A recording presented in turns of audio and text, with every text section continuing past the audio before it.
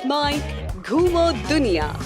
दोस्तों, आज के इस खास एपिसोड में हम आपको ले चलते हैं भारत के कुछ ऐसे अद्भुत गांव की यात्रा पर जो सिर्फ पर्यटन स्थल नहीं बल्कि जीवन जीने के असाधारण तरीकों की भी मिसाल है। कुछ गांवों में भरोसे और सुरक्षा की अनोखी कहानी देखने को मिलती है, तो कुछ में प्राचीन परंपराओं का आधुनिक जीवन से मेल और कुछ में पर्यावरण और स्वच्छता की मिसाल। तो चलिए जानते हैं इन छिपे हुए खजानों के बारे में और निकलते हैं इनकी सैर पर। दोस्तों, सबसे पहले बात करेंगे मेघालय के माओलिन नौंग गांव की। इस गांव को भगवान का अपना बगीचा भी कहा जाता है। इसके कई कारण हैं। इसमें पहला कारण यह है कि इस जगह को साल 2003 में डिस्कवर इंडिया द्वारा एशिया के सबसे स्वच्छ गांव की उपाधि से सम्मानित किया गया था। वहीं यह गांव अपने सख्त नियमों जैसे प्लास्टिक पर प्रतिबंध और वर्षा जल संचयन के लिए जाना जाता है। यहाँ के निवासी सामुदायिक सफाई अभियानों में सक्रिय रूप से भाग लेते हैं और गांव में हर जगह बांस के कूड़ेदान लगे हुए हैं जो इनकी स्वच्छता बनाए रखते हैं। बताया जाता है कि साल 1988 तक इस गांव का ये हाल था कि यहाँ हर सीजन में महामारी फैलती थी, जिस वजह से लोगों की जान भी चली जाती थी। इस समस्या से निपटने के लिए रिशोत खोंगथोरम नाम का एक टीचर ने गांव के लोगों की स्वच्छता के बारे में जागरूकता अभियान चलाया।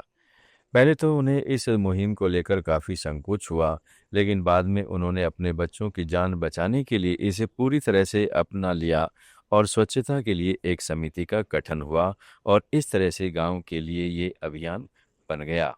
वहीं गांव के लोगों ने समिति की बात मानते हुए जानवरों को घर में बांधना शुरू कर दिया और फिर चाहे वो पालतू जानवर हो या आवारा, जगह जगह गंदगी को फैलने से रोकने के लिए उन्हें घरों में एक जगह ही दी गई। साथ ही लोगों ने घरों में ही शौचालय बनाने शुरू कर दिए। इसके अलावा घरों से निकलने वाले कूड़े को एक जगह एकत्र करना शुरू किया, जिससे ऑर्गेनिक और इनऑर्गेनिक कचरे को रखने के लिए कंपोस्ट बिट और बांस के खास बॉक्स भी रखे गए, जिसे बाद में इन्हें रिसाइकल किया जा सके। आज गांव में हर उस प्लास्टिक पर बैन है जिसे आसानी से रिसाइकिल नहीं किया जा सकता। इसके अलावा गांव की हवा को प्रदूषण मुक्त बनाने के लिए यहाँ धूम्रपान करना भी बैन है। यही नहीं, अगर कोई स्मोक करते हुए दिखता भी है तो उस पर जुर्माना लगाया जाता है। साथ ही यहाँ अगर किसी को रास्ते में कूड़ा पड़ा हुआ दिखाई देता है तो वो उठाकर उसे कूड़े में डालने की जिम्मेदारी समझते हैं। साथ ही माओलिन नोंग यह दिखाता है कि सामूहिक प्रयास और जिम्मेदारी से पर्यावरण संरक्षण संभव है। दोस्तों, माओलिन नोंग गांव के सबसे लोकप्रिय आकर्षण में एक इस साइट में एक देखने का टावर है जो 75 फीट ऊंचा है और पूरी तरह से बांस का बना हुआ है। ये गांव भारत बांग्लादेश सीमा पर स्थित है और किसी वजह से टावर के ऊपर से बांग्लादेश देख सकते हैं। माओलिन नोंग में आप जो खाना खाएंगे उसकी सबसे अच्छी बात यह है कि यह सब ऑर्गेनिक रूप से उगाई गई सब्जियों का उपयोग करके तैयार किया जाता है। यहाँ तक कि मीट भी घरेलू नस्ल के पक्षियों और जानवरों से आता है।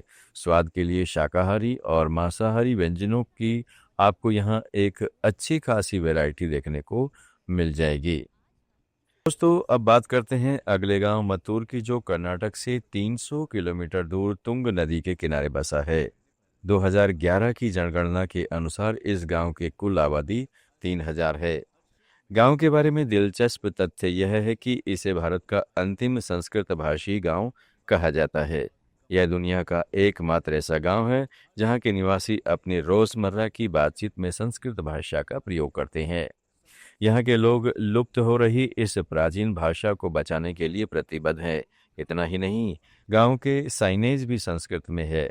इस परंपरा की शुरुआत साल 1981 में हुई, जहां संस्कृत के प्रचार प्रसार के लिए गठित संस्था संस्कृति भारती ने मत्तूर में 10 दिवसीय कार्यशाला का आयोजन किया था।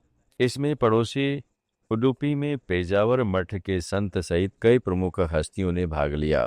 जब संत ने संस्कृत को संरक्षित करने के लिए मत्तूर के गांव वालों के उत्साह को देखा तो उन्होंने तुरंत संस्कृत भाषा को अपनाने की गुजारिश की, जिसे स्थानीय लोगों ने दिल से स्वीकार कर लिया। इसके साथ ही मध्य प्रदेश में भी एक ऐसा गांव है जहां रहने वाले लोग संस्कृत बोलते हैं। इसका नाम है राजगढ़।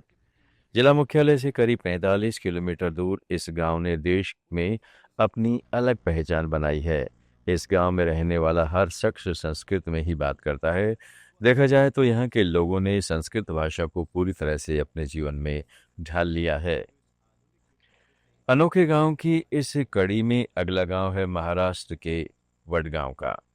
इस गांव के दो प्रमुख ऐतिहासिक महत्व हैं। पहला है साल 1779 में वडगांव की लड़ाई, जो मराठा संघ और ब्रिटिश ईस्ट इंडिया कंपनी के बीच प्रथम आंग्ल मराठा युद्ध का हिस्सा थी, जिसमें मराठों ने ब्रिटिश सेना को हराया था। हार के बाद ब्रिटिशों को भारी रियायतें देने वाली एक संधि करनी पड़ी। दूसरी खासियत यह है कि वडगांव डिजिटल डिटॉक्स के लिए जाना जाता है। यहाँ शाम 7 बजे सायरन बजने के बाद लोग 90 मिनट तक मोबाइल और टीवी बंद कर देते हैं। हर शाम भैरवनाथ मंदिर से सायरन बजाया जाता है और पूरा गांव डिजिटल डिटॉक्स करता है। इस व्यवस्था को क्यों लागू किया गया, इसका भी कारण है। दरअसल वडगांव के लोगों का कहना है कि कोरोना के दौरान यहाँ के बच्चे टीवी और ऑनलाइन क्लास के लिए मोबाइल फ़ोन का इस्तेमाल करते थे और उस पर निर्भर हो गए थे। आलम यह था कि बच्चों के साथ बड़े भी मोबाइल में मशगूल हो जाते थे, जिसके चलते आपसी बातचीत का सिलसिला ख़त्म हो जाता था। इसके बाद पंचायत ने एक बैठक बुलाई, जिसमें यह फैसला किया गया कि मोबाइल और टीवी की लत को ख़त्म करने के लिए कोई ठोस कदम उठाया जाए। जिसके बाद फैसला लिया गया कि गांव के मंदिर के ऊपर एक सायरन लगाया जाए। जैसे ही सायरन बजता है, लोग मोबाइल और टीवी बंद कर देते हैं और अपना समय परिवार, किताबों और पड़ोसियों के साथ बिताते हैं। दोस्तों, अब बात करते हैं राजस्थान के देवमाली गांव की।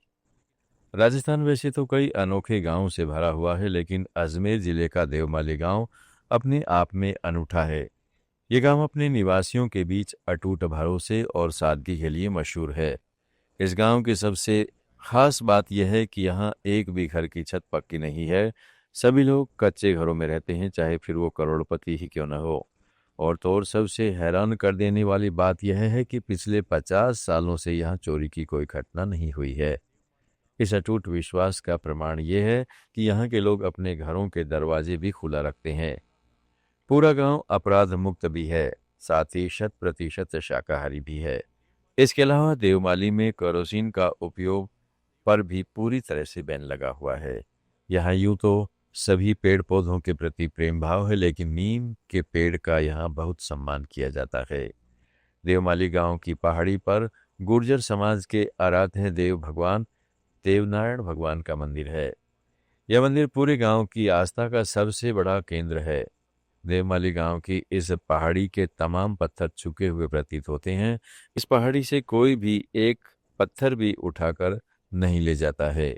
देवमाली गांव दिखाता है कि समाज में भरोसा और सामूहिक जिम्मेदारी ही सबसे बड़ी सुरक्षा है।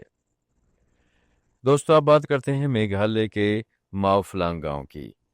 मेघालय के ये खासी हिल्स में बसा माओफ्लांग गांव अपने पवित्र वन के लिए प्रसिद्ध है।